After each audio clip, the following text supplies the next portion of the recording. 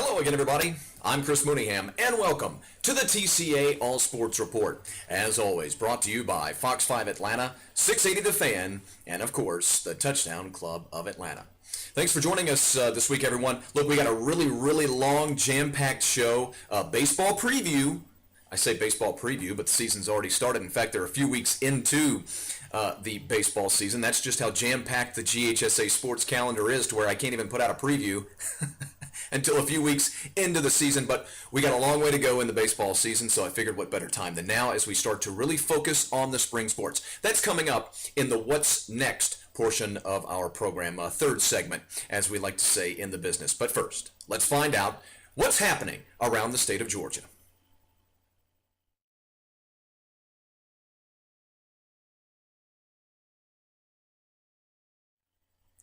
Well, we'll start with actually a little bit of a baseball preview. The last 2 weeks, or a recap, I should say, the last 2 weeks have been absolutely amazing for high school baseball pitching across the state of Georgia. There have been eight combined, either perfect games, no hitters, or one hitters across the state in high-level baseball games between one or two teams that are potential championship contenders this year across the Empire State of the South. Now, as a disclaimer, by the way, some of these no-hitters, one-hitters, perfect games have come in shortened ball games, second games of doubleheaders. You know, in high school baseball, not allowed to play back-to-back 9-inning ball games. So some of these no-hitters, perfect games have been 6 innings or 7 innings or 9 innings, what have you. But just last week, a couple of those instances I want to relay to you. Pope's Braden Zarbnitsky. I want to make sure I get this right. Zarbninsky. I sound like Harry Carey now. He fired a 7-inning perfect game on just last Monday, 4-0 the final, as they beat Wheeler. Zarbnitsky needed only 57 pitches to get through his 7-inning perfect game. He also went 3 for 3 at the plate, by the way. In the 1A classification, FPD, First Presbyterian Day, for those of you not familiar with the lingo of Georgia high school athletics, FPD throws 2 no-hitters in a week. 2 no-hitters in a week. Those just 3 of the examples from across the state where pitching was absolutely dominant. Now, having said that, a lot of people watching the Georgia high school baseball world and saying, boy, offense is really up this year in many cases, some of which, by the way, we'll touch on, as I mentioned in our baseball preview coming up in the What's Next segment of our program. Also want to take care of some business and really implore you all to take part in a great event every year that we have at the Touchdown Club of Atlanta, every year in conjunction with the Georgia High School Association. Senior student athletes and student managers are nominated by head football coaches across the state of Georgia for the George Morris Scholarship, Scholar Athlete Scholarship, and the Whitey Zimmerman Scholar Student Manager Scholarship. 2 separate scholarships that are given away in conjunction with the GHSA head football coaches and, of course, the Touchdown Club of Atlanta National Football Foundation. The nominated students submit applications. Those are then reviewed by the region secretary, and the semifinalists are then forwarded to the Touchdown Club of Atlanta National Football Foundation chapter. Final determination on the winners is made by a committee including TCA NFF chapter board members, college athletic staff members, local sports media, and of course chapter members from the TCA NFF. Final decisions are made based on overall profile of athletics. That's 40% of the criteria. Academics is another 40%, and then community service, the final 20%. Each winner receives a $1,000 scholarship to further their education in college, and the top overall winner receives $2,000 in scholarship monies. Now, why do I bring that up? Because, of course, every year it's very important that we receive support from you all out there, fans of Georgia high school athletics, national high school athletics, and of course, members of the Touchdown Club of Atlanta, or even fans of the Touchdown Club of Atlanta, whether or not maybe you're thinking about joining or renewing for this upcoming year. One way that you can contribute is to join us for the 2015 Scholarship Award Banquet on April 26th at the CNN Omni Hotel in downtown Atlanta. The ceremony begins at 1 p.m. Individual tickets Still on sale at $80 a piece, or you can purchase a table for $10 at $75 a piece. So individual tickets at $80, and then if you want to purchase a table of 10, a lot of companies love to do that to contribute these big lump sums, of course, and you can get a table of 10 for $7.50. ESPN college football analyst Lee Corso, the Sunshine Schooner, will be the keynote speaker for the event. Of course, Corso, a former gridiron star at Florida State. This guy has a lot of connections from the old days to some very well-known famous people in modern media, modern movies. Of course, at one time roomed with Burt Reynolds. That's an old famous story. Knew Ron Frazier, who of course the famous head coach of Miami baseball. He was a star on the gridiron in the 1950s, Lee Corso, I mean. And remember, this guy also won a Distinguished American Award not so long ago. Tickets can be ordered to the event online at touchdownclubofatlanta.com. If you have any questions about the event, you can contact Diane Bloodworth. That's Diane Bloodworth at 404-272-0231. Again, at 404-272-0231. Or at dbloodworth at competitivesportsanalysis.com. That's dbloodworth at competitivesportsanalysis.com.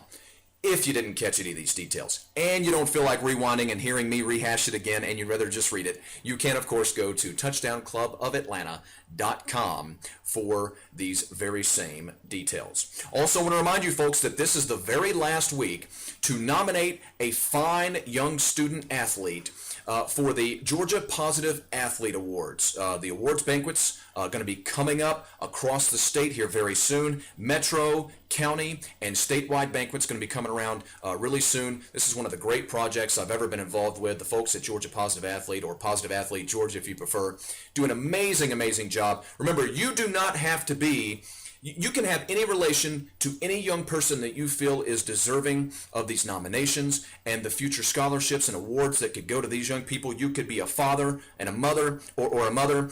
You could be a grandfather or grandmother. Of course, you could just be a friend, a teammate. You could be their head coach. You could just be a secretary, and the young person comes down there and helps you out every day. It does not matter your relation to the young person, but this is the last week for nomination, and that's why I wanted to bring it up one more time. This is the last week to nominate a fine young student athlete for the Positive Athlete Georgia Award. For all the details, and I mean all the details, you can visit georgia.positiveathlete.org. That's georgia.positiveathlete.org for further details. Coming up next in our Ever Wonder portion of the program, this is, well, as you know if you watch every week, one of my favorite portions of the program. Brad Walsh, our resident historian at the TCA, always delivers some incredible nuggets. And this week, we'll talk about UCD, the University of Columbia at Decatur.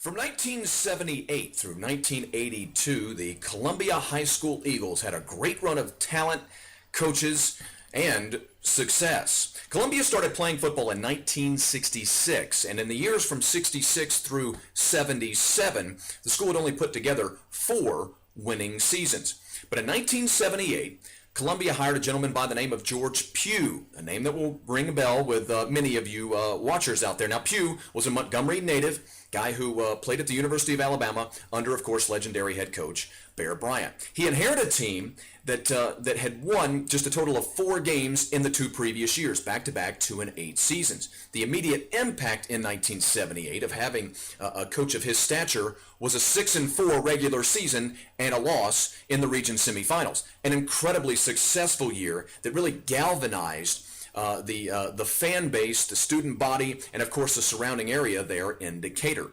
The very next year, Pugh stepped away, and his assistant coach Ray Bonner took the helm as the head man on the gridiron and continued to build upon that success and the new foundation that was set by Coach Pugh. That season, 1979, they were led by All-State wide receiver John Houston. The Eagles finished with a 6-4 record, narrowly missing out on the postseason. Aided by a drop in classification from 4A to 3A, the 1980 year was a revelation. It featured 3 standout players who led the Eagles to the second round of the state tournament. Antonio Render was a defensive back at 6'3", 195, and was rated the preseason #1 prospect in the entire state of Georgia. Antonio would go on to garner the prestigious Parade All-American Award and play in Athens under Vince Dooley. Rory Graves was a 6'6", 280-pound offensive tackle who was rated the number 22 overall prospect in the state of Georgia. He went on to Ohio State, and in 1985 was all Big Ten. Rory would play 5 years in the National Football League for the Raiders and the Vikings. That team also featured quarterback Darrell Weems, who was very shifty, very athletic, threw for 1,700 yards that year and also ran for a plethora of yards. He was named the DeKalb County Touchdown Club's Offensive Player of the Year. Coach Bonner, however, called his 1981 team, the next team, the greatest group of kids, let me make sure I get this right exactly and get the quote right, the best bunch he had ever been around, quote unquote. And statistically, it is most likely, at least to that point, the greatest Columbia team in that program's history. One of only 2 times the Eagles have ever won double-digit ball games to this day. One of only 2 times in Columbia's history since 1966 they've won double-digit ball games. They finished the regular season that year at 8-2.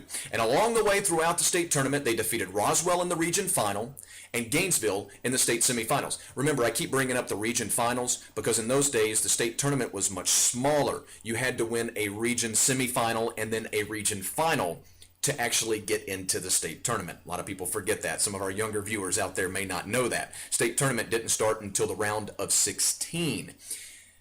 So, or round of 8. Well, they've gone through both incarnations, but the point is, in those days, in the early 80s, you had to win a region semifinal and then a region final to qualify for the state tournament. I digress. Sometimes you get lost in the history.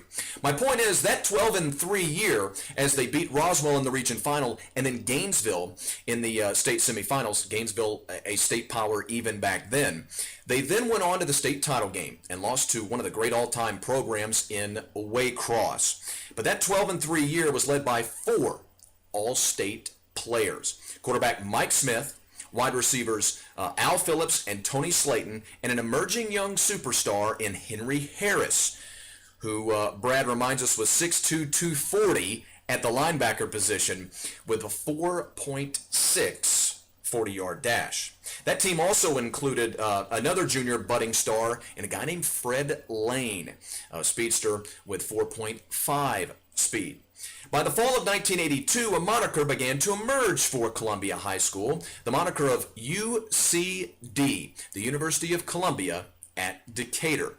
Of course, this was kind of a joke on their own incredible talent, the talent that was starting to emerge from the program. Year in and year out now, they were starting to very quickly turn out major Division I talent. And it wasn't just on the gridiron, it was now becoming, it was in a myriad of sports, most notably on the track and field side of things, where a lot of the football players were also track and field stars, winning numerous gold medals in numerous sports, and that very season finishing 3rd in the AAA state championship meet.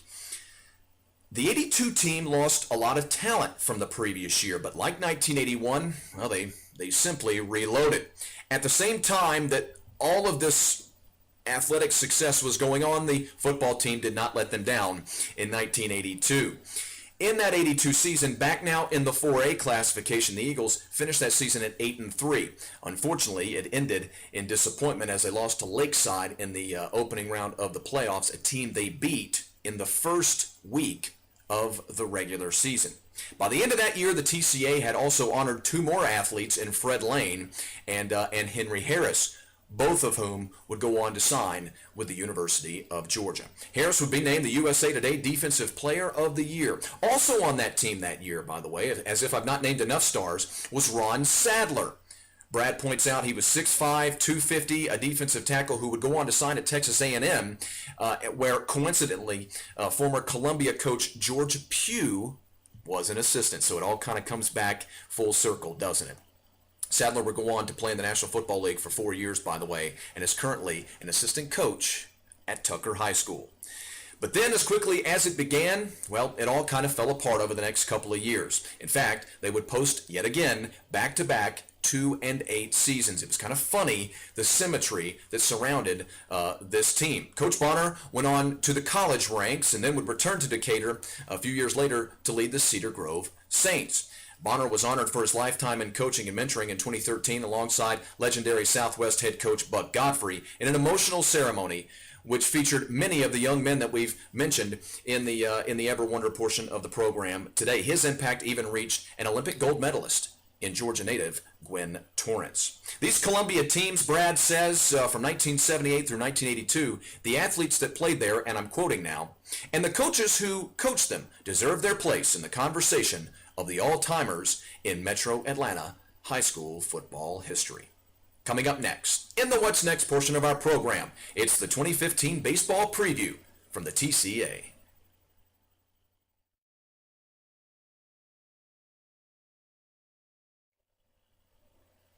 The storyline for the 2015 GHSA baseball season is depth. Numerous state championship contenders in every classification.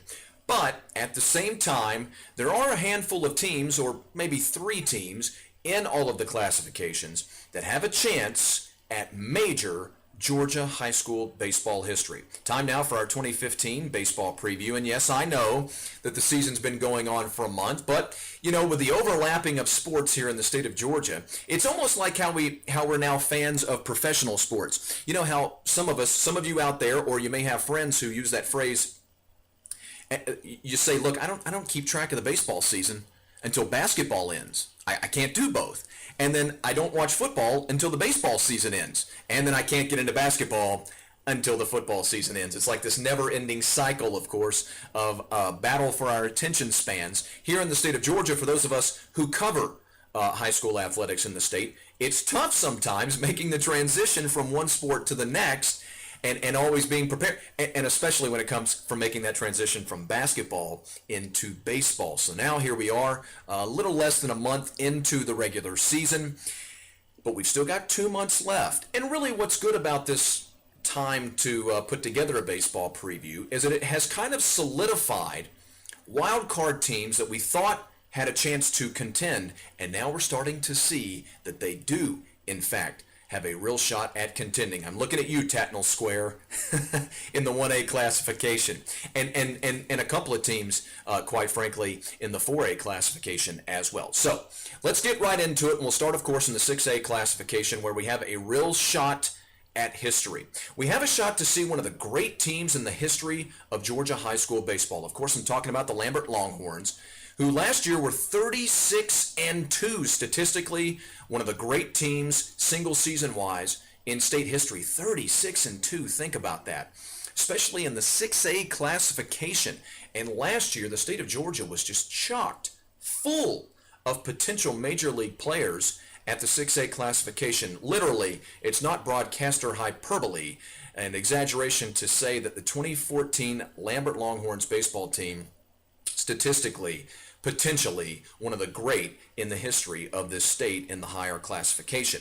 So, here's the thing. They arguably return 8 out of their top 10 players, or 9 out of their top 11, or 12, depending on whom you deem to place in that bottom half of the lineup.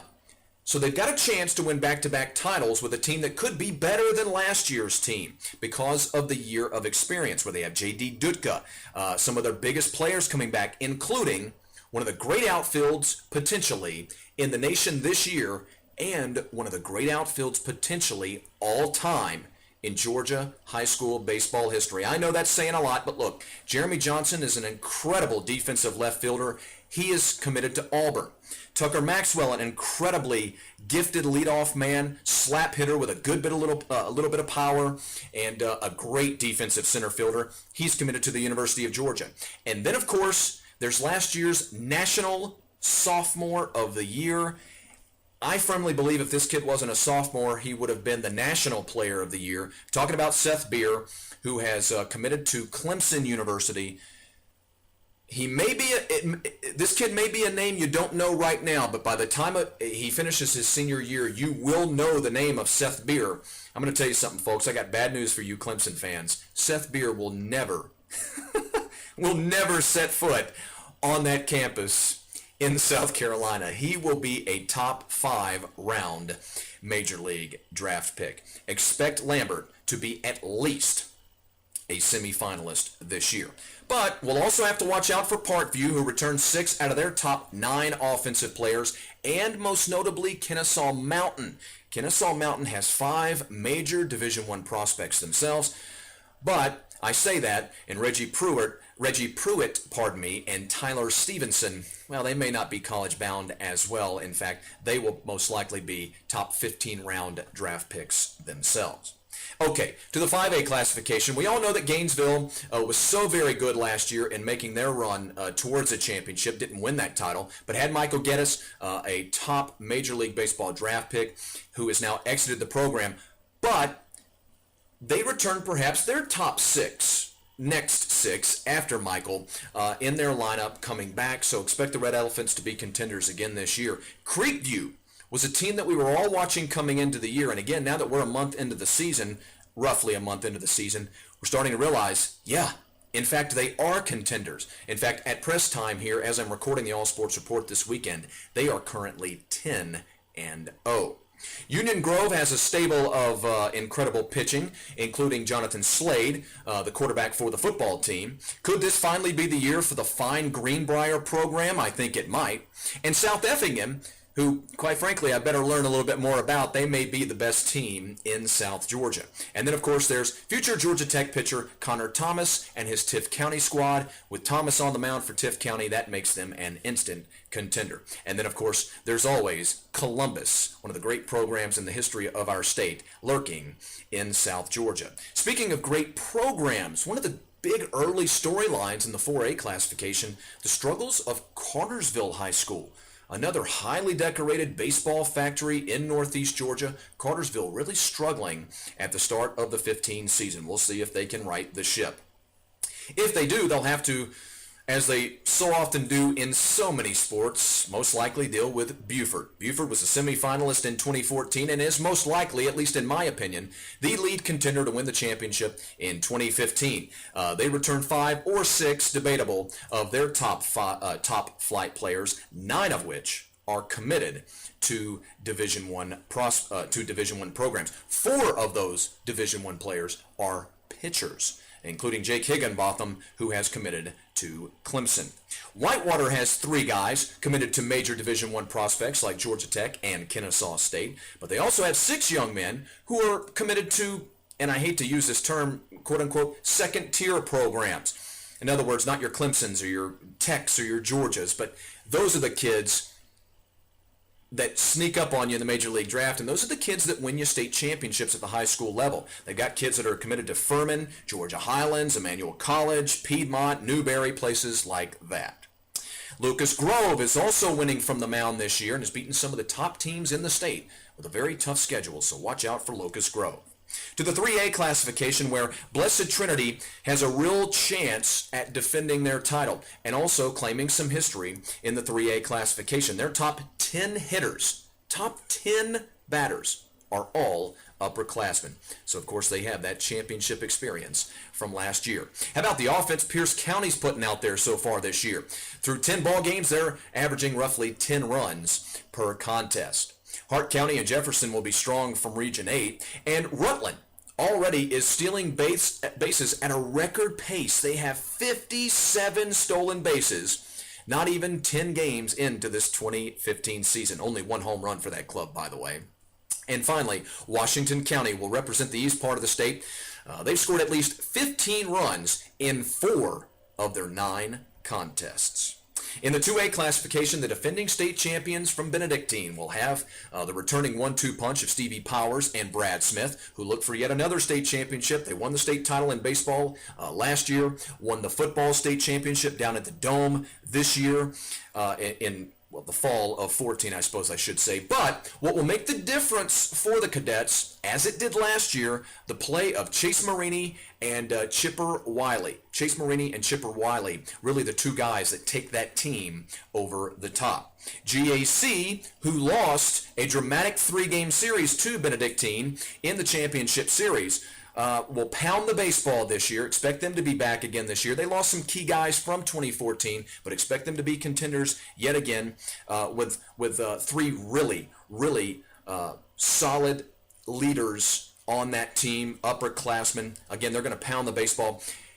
However, they're going to have a tough time of it inside of their region as they'll have to face Wesleyan twice down the stretch. Wesleyan, a true state championship contender, sporting a 2.17 ERA.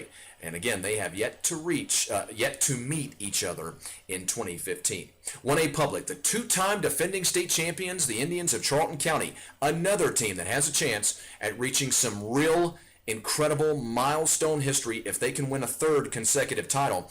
Eagles are looking to cement that place in history. They are led by three really good senior players in Scott Birchall, Brendan Dell, and Georgia signee, the pitcher shortstop, L.J. Talley.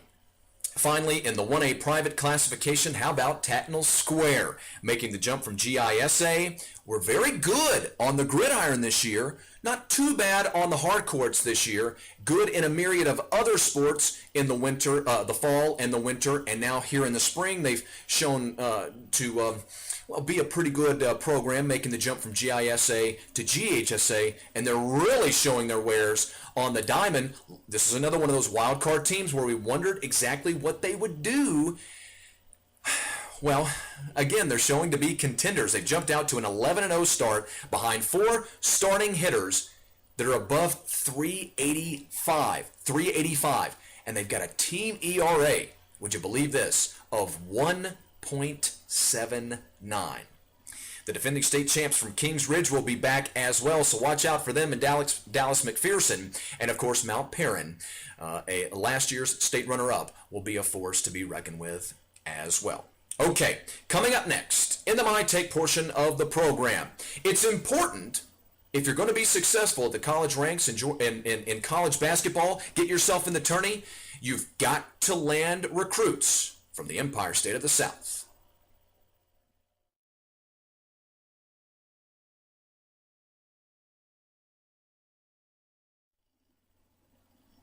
Thanks for staying with us, everyone. I know it's a very long all-sports report this week. Had to get that baseball preview out there. Again, thanks for staying with us, and I promise to get you out quickly here with the My Take portion of our program. I want to talk about NCAA basketball this week. Of course, it's the focus of all sports across all levels.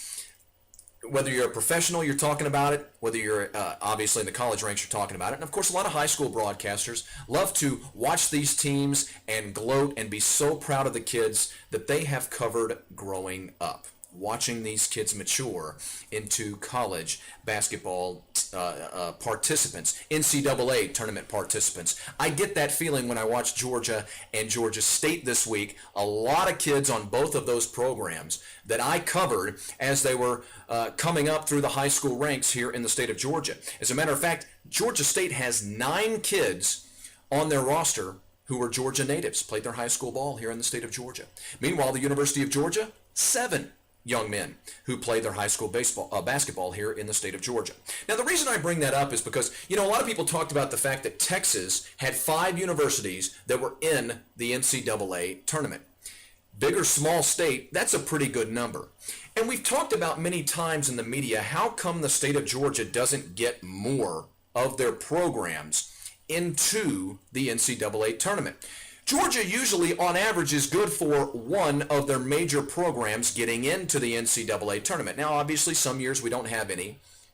Many years we'll get 1, and every once in a while we'll get 2, and it's a blue moon when we'll get 3 programs into the NCAA tournament. In fact, I think the last time, one of only a handful of times we've ever had 3 programs was way back in 2001, if memory serves. I wonder, however, and this is the focus of this week's My Take portion of the program, I wonder if we're on the verge of a Georgia University basketball renaissance, a resurgence, if you will. Because as I mentioned, we've always wondered why we've not had more teams in the NCAA tournament. And I've always contended part of that was because, for whatever reason, Georgia basketball college programs couldn't close the gate. They couldn't keep these fine basketball products, these young men that are graduating high school here in the state of Georgia, couldn't keep those young men in the state of Georgia, whether it be at the top level, the second tier players, or even in the third tier players, giving those third team players and second team players an opportunity to emerge. That got me curious. As I saw Georgia State a couple of weeks ago, I started thinking, man, I know this guy and that guy and that guy. How many kids do they have on their roster that I covered? How many kids are from the state of Georgia? So here's the numbers. Remembering, of course, that the state of Georgia is one of the most talent-rich states for high school talent transferring to the college level and being productive. And then, of course, we'll have guys that move on to the NBA as well. So it's so important for guys, college programs, I should say, to corral these kids and try to keep them in the state. We talk about that a lot with college football recruiting. So again, here's the numbers of Georgia natives that are playing for the 7 college basketball programs that have the opportunity to play in the big dance. 9 for Georgia State, who of course was in the NCAA tournament. 7 for the University of Georgia. Good number. How about 12 for Georgia Tech? 12 has, excuse me, I'm so shocked I can't even say it right. Georgia Tech has 12 young men on their roster that are Georgia natives. I'll let you draw conclusions in the coaching. Kennesaw State 5, Mercer 5, 12 for Georgia Southern, and then 10 for Savannah State out of the MEAC. The MEAC has an automatic qualifier by winning their tournament. Hampton won that tournament. That's the conference that Hampton's in. Of course, they came out of, I think, 5th or 6th place in the regular season, won that tournament, and went to the big dance. So 9, 7, 12, 5, 5, 12, and 10. Now, let's remember, again, Georgia State with their 9 made the tournament. Georgia with their 7 made the tournament. Mercer with their 5, that's actually down a little bit. And, of course, we know what they've done in the tournament recently, the Mercer Bears. That 5, remembering that they lost some guys off of that team, is actually down. Georgia Southern and their 12, a lot of people forget, a lot of people didn't realize that in the Sun Belt Championship, who did Georgia State beat to qualify for the big dance? Well, they beat Georgia Southern. They beat Georgia Southern. The only teams to really struggle this year with a plethora of Georgia products was obviously Savannah State, who finished with only 9 wins in 31 games this year. And of course, Georgia Tech, and there's been a lot of talk about that in the metro Atlanta area, and Kennesaw State. But remember something. Before this year, people were very, very high on the resurgence of Georgia Tech's program. Kennesaw State this year won more Division I basketball games than they've won in quite some time. In fact, they won more games this year, I think, than the last 2 years combined. So I'm starting to wonder, are we starting to see a resurgence in Georgia's college basketball rank? Is there an opportunity where we could have 4 or potentially even 5 teams qualify for the big dance? The key, in my opinion, as of right now in this part of history, is to really corral the fine Georgia high school prospects that we see graduating from high school here in the state of Georgia, keeping those kids in the state. These numbers that I've got on my screen here in front of me, very, very good. That leads me to believe that we could be on the verge of some big-time history here in the state of Georgia as we move forward, anyway, into the big dance each year. Until next week, I'm Chris Mooneyham. Thanks for joining us for this week's Touchdown Club of Atlanta All Sports Report.